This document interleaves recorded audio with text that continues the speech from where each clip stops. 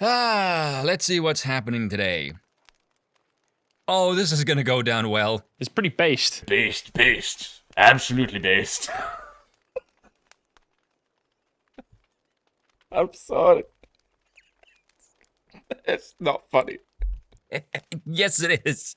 Now, to explain the potential mimetic gravitas of the situation, because Twitter is a spastic cesspool at the best of times, the reaction from said spastics is likely going to be something like this. What?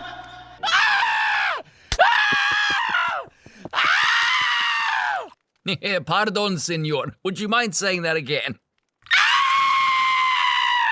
Now, the reason for this is because these creatures think Elon is essentially gonna do this. Run free, little vermin.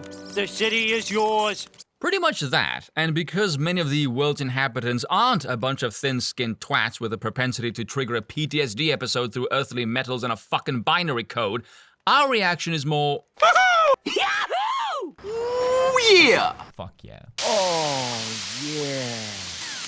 Now, according to Jeremy from The Quartering, I think he was reading a CNBC article that said Elon could take over as early as Friday, so the coming weekend could be quite amusing, to say the least. Could see the reopening of the heaviest of salt mines. One guy Jeremy was showing, Ben Collins, NBC analyst, his meltdown was gloriously unhinged, but my lord, the dumb shit these people say really does piss me the hell off. Saying, oh, abandonment of traditional moderation policies, authoritarian governments will have a field day.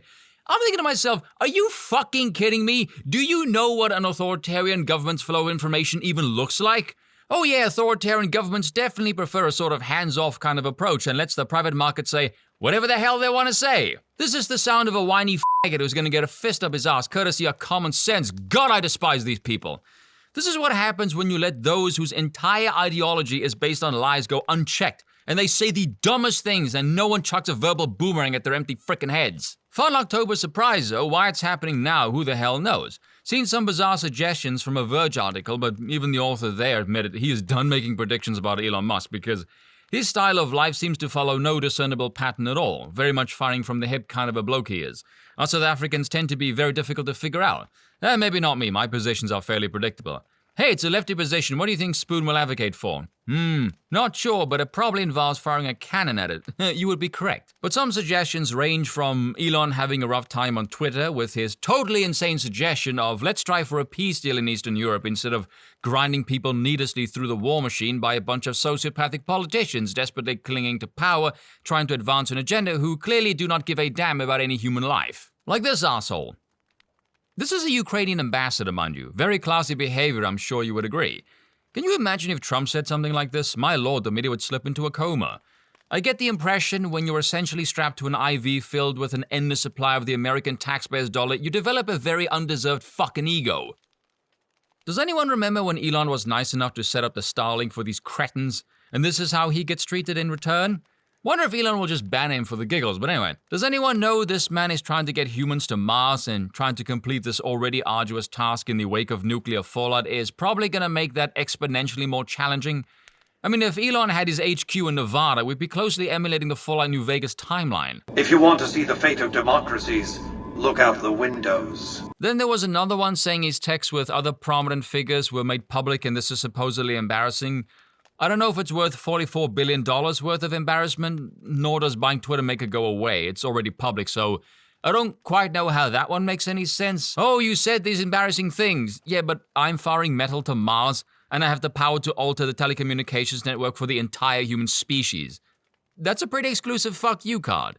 Another one was saying the lawsuit wasn't exactly going to plan. That one might make the most sense, but funnily enough, Elon's purchase now going through boom Twitter stock value, which comes as a surprise to no one, a healthy chunk of an increase at 22%, $52 last time I checked.